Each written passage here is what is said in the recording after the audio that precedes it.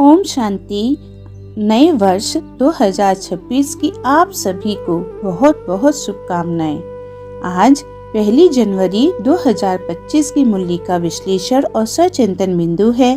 पहली पॉइंट है समझदार बच्चों की स्पष्ट पहचान, अंतर की खुशी।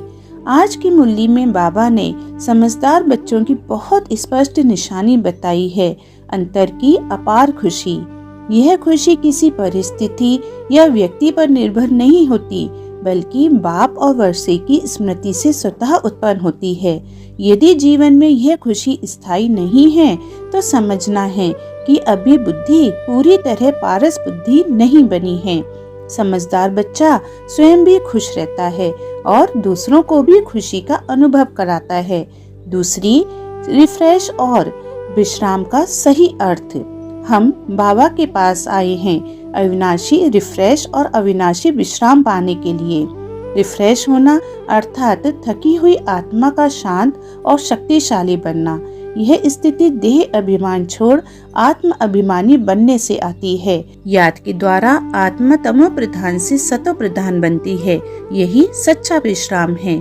तीसरी, पारस बुद्धि बनने का प्रमाण रूहानी सेवा। जो स्वयं पारस बुद्धि बनता है वह रूहानी सेवा में बिजी रहता है। ऐसा बच्चा बाप का परिचय दिए बिना रह नहीं सकता। बाबा स्पष्ट कहते हैं, इस सेवा में लज्जा या संकोच की कोई जगह नहीं। समझदारी का प्रमाण बोलने से नहीं, सेवा में सक्रिय रहने से मिलता है। चौथी, एम ऑब्जेक्ट स्पष्ट होने से उमंग उत्साह।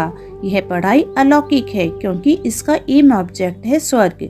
हम अभी संगम युग पर हैं, ना पुरानी दुनिया के हैं ना नई के, बल्कि परिवर्तन के मार्ग पर हैं। जब एम ऑब्जेक्ट सामने स्पष्ट होता है तो पढ़ाई बोझ नहीं, खुशी और नशा बन जाती है। पुरुषार्थ के अनुसार पद मिलता है और यही इस पढ़ाई का न्याय है।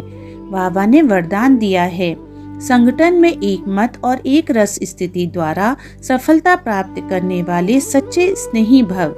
जहाँ एक मत है वहाँ माया प्रवेश नहीं कर सकती। सच्चा स्नेह अपनी बात मनमाने में नहीं, बल्कि श्रीमत को मानने में दिखाई देता है। यही संस्कार सतयुग में एक राज्य की स्थापना करते हैं।